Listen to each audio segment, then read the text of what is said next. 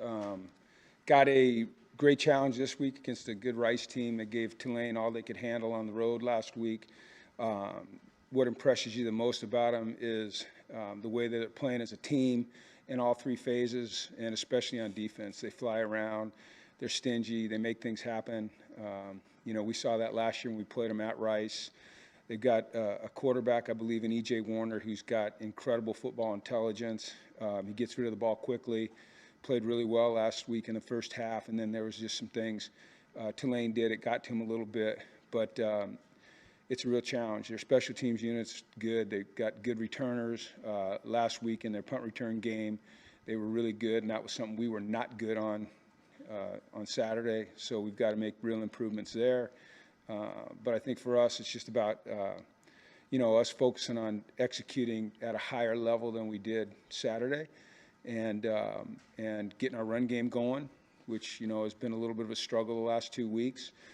Taking advantage if teams are giving us some one-on-one coverage outside, and just as coaches making sure we're doing everything we can every day to put our players in a position to have success. And then when they cross that line, it's up to them to go make it happen. But it's about all of us doing all we can to make sure that we're capitalizing on everything that we have in this building going forward, and putting the best effort we can as coaches and players into action on Saturday. So that's where we're at. Why do you think your running game has struggled recently? Well, I know why it's struggled, and I think it's something that we'll let our opponents figure out rather than me talk about. So what do you need to do better, I guess? Well, once again, I think that's something that it wouldn't behoove us as a UConn football team nor a UConn nation for me to talk about why I think we're struggling, and give an opponent an opportunity to listen to me say why I think we're struggling, and then go, oh, this is why he thinks we're struggling. Let's zero in on that. I'm not trying to avoid, well, I am avoiding your question for a strategic reason, not for a disrespectful reason. You talked about the maturity of this team before. I guess, is there anything that impressed you about the way that they turned the page from that loss and got to practice this week? Yeah, Joe, so I was impressed. Listen, you're going to get in some tough games, right? I mean, football is a tough sport, and not every week's going to be a blowout or easy. You're not always going to move the ball. You're not always going to play great defense. I mean, you watch every game on Saturday, and there's some games that are tough. So what impressed me initially was the way we fought back, especially offensively. Late in the game, in the fourth quarter, really from the 10-minute mark on, as a team, how we fought back. And that showed maturity to me, because things were not going well, especially offensively, as you could see. And they have been going pretty good for us, and they weren't, and yet our guys didn't blink. And so that impressed me. And then just in the locker room after the game, their reaction to the loss impressed me. There was obvious disappointment, but there was also a sense of resolve. And I felt that when we came in Sunday, I felt it yesterday, and I felt it in the way we practiced today. And as a coach, that's encouraging. When you don't feel like you always have to be the impetus or the voice or the guy that's pointing out, hey, let's get more out of ourselves. And so we have a lot of guys that do that. And, it's that peer-to-peer accountability that's the strongest. And we have a really good sense of that on this team. I'm curious about the 24 hours after the game, just the process that you go through as a coach. Do you meet with your coaching staff? Like, when does that all happen, and how fast are you making a plan for this week? It has to happen pretty quickly. So Sundays the players are off, and we bring them back for dinner. But the coaches, we all watch it immediately. As soon as we have the iPads now. So we don't even have to wait for it to get up on our server, and we can go back and watch it immediately. I mean, I'm watching it usually on the way home while Kathy's driving. This week was a little different for me because I had to gather myself. I told David Benedict yesterday that was probably one of the more frustrating losses that I can remember in my career as a head coach, just the way I felt after that game. I haven't felt that way in a long, long time. And I think that is an indicator of where this program is going, But then Sundays, the first thing we do is we spend some time with our family. The families of coaches suffer. It's a tough business. You're working 100 hours a week, and we need some time around them. Then we come in the afternoon and we watch the film immediately.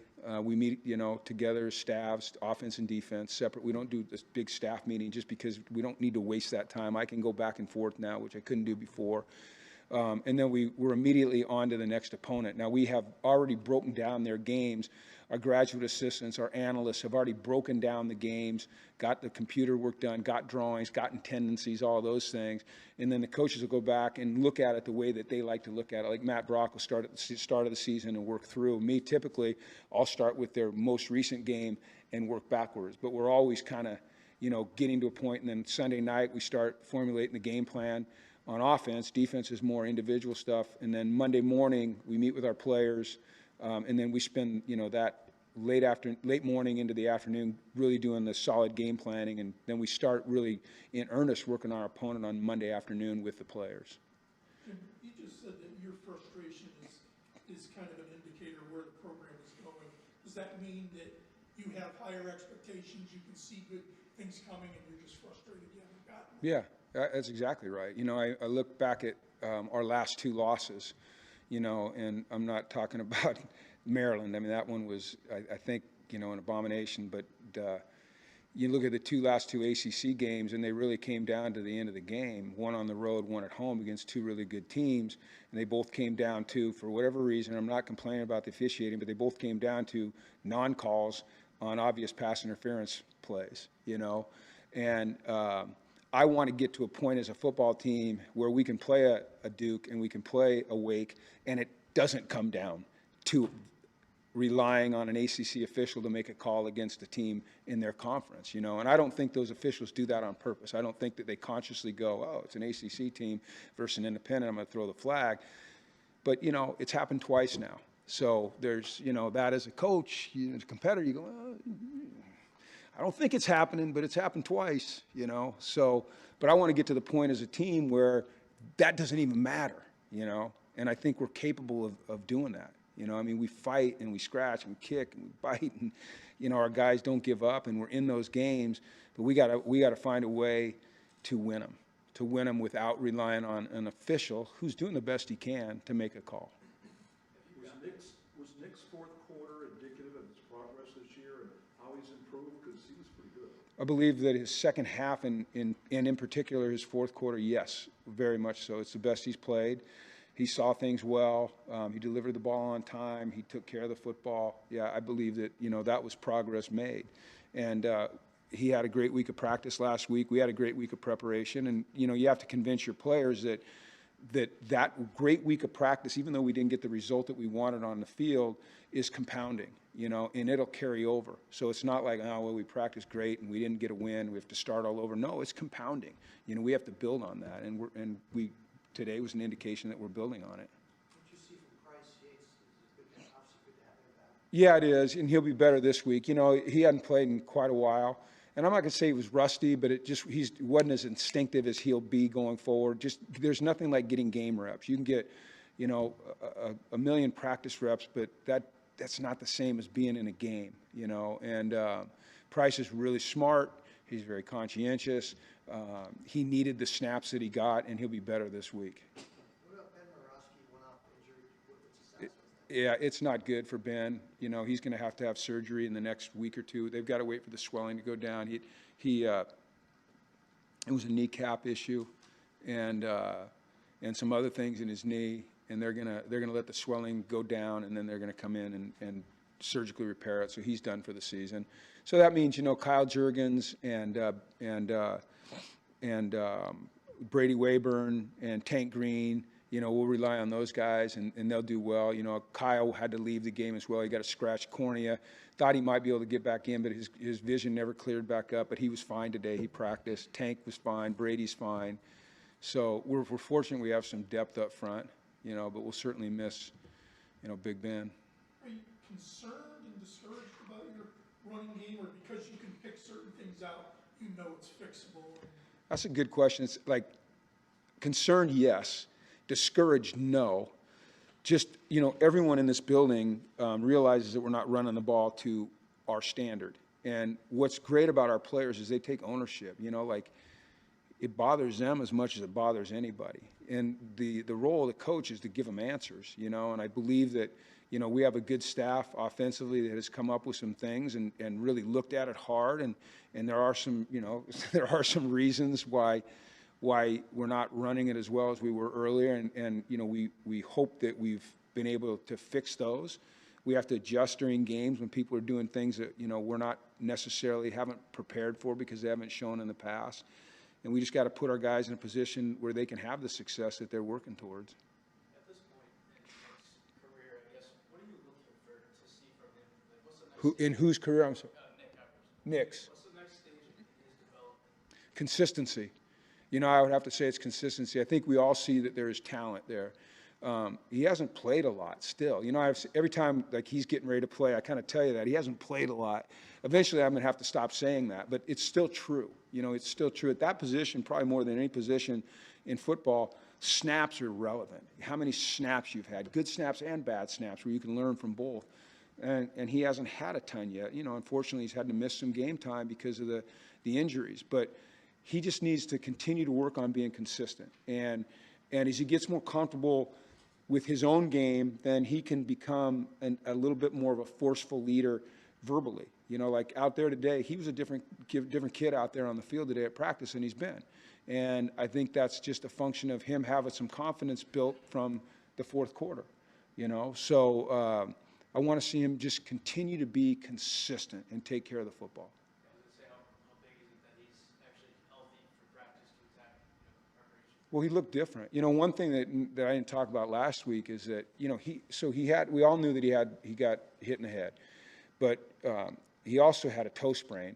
So he's working through the toe sprain. And then last week, like on, I think it was Monday or Tuesday, he dropped a weight on that toe. And yeah, and they had to remove the toenail that day. So he went through the whole week of practice without a toenail, and he played in that game with these big old honky lineman shoes on to try to protect his toe. And he hobbled through practice last week, and he kind of, if you watched it closely, which I know you guys did, you could see him kind of hobbling sometimes on, you remember that sprint out to the right? And he did get the throw off, but he was hobbling, Well, today at practice, he was full speed, man, and he was locked in. And that's how he's going to be, besides the game reps, that's how he's going to increase his consistency. And the guy cares. He's smart. He's talented. He's an awesome kid. His teammates love him. It's just getting snaps, man. And as he gets snaps, he's going to accelerate, and we're going to love it. So I imagine that toe was why we didn't see him take off as much. Well, yeah, I think it was they didn't give him a lot to take off and go, and I don't know that, you'd have to ask him if the toe was holding him back, and I know he's going to tell you no, but he's fine now. He looked great today at practice. It was just there was a different energy to him, and it was a real positive thing. And I just, that's what he's capable of, and that's what he's going to become around here. It seems like you guys haven't gone to Skylar Bell quite as much. Is that reflective of the defense that's being played against him? It is, specifically last Saturday. So they were rolling up on him, doubling him, putting people around him. The silver lining in that is when you can get 7 catches for Josiah Gathings, and you can get catches for TJ Sheffield, and, you can get catches for Brett Buckman, and, Shamar's going to be more involved. You don't have to depend on one guy, so it's nice to have more weapons, really, than we've had since I've been here. And that doesn't even include the running backs who, unfortunately we had some drops out of the backfield on Saturday, which is really uncharacteristic of our back. We had 4 drops, which we don't typically have. But those guys, as you know, if we get them in space, they're playmakers. So as you present more guys offensively that they have to defend, it makes it harder to double a guy like Skylar. So it should it should theoretically open some things up as more guys get involved. I think that's the second or third time you said maybe Shamar can get more involved. Mm-hmm. We've seen some big catches in games. Do you see progress out of him? So he's getting closer? Absolutely. One of the factors on Saturday was, you have a plan on going in on, you want to get your playmakers the ball. I mean, that's what offense is all about, is get your playmakers the ball in space and letting them go use their athleticism and skill set. But we didn't stay on the field, we weren't on the field enough.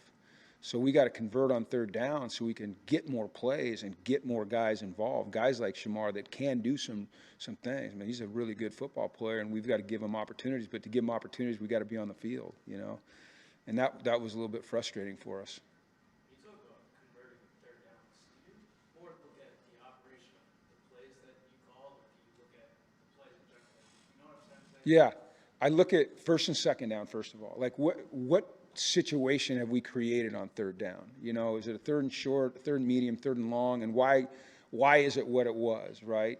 And then, you know, when you're making a call on third down, it's based on a number of factors. Obviously, you know, how are you playing? Are you struggling at a certain position? Or how are they playing you? What have you seen on film? What do their tendencies say? You know, who's hot getting the ball? So a whole lot of things. You know, like I think sometimes for you know, people watching a game, when you run the ball on a third and long, it might not make sense. Why did they run it on 3rd and 8 there? Well, there could be a number of reasons. You know, it could be that they're playing a particular defense where if we do get one block, we're going to gash them. You know, or you might be setting yourself up for a field goal, or you're like on the cusp of field goal range and you don't want to take a sack, or you're backed up, you know, and you don't want to make a horrible play, get sacked, have to punt, and give them good field position. So, you know, all of those things, all of those factors go into every call. And so it's never just as simple as, you know, this call right here. That's why, you know, you have to study and you have to adjust and you have to be prepared for anything that come up in a game. You see Lou Hanson making progress. I mean, we're seeing him get a few more catches here and there, and he's certainly someone we could use on those third downs. Yeah, you're right. And he looks more confident. He's got a little swagger going. That was really a nice throw and catch that between he and Nick for the touchdown. You know, Lou plays with a lot of energy, a lot of enthusiasm. He's very, very smart. He's very, very tough. He's very, very committed. You know, he's the kind of guy you want to bring into your program.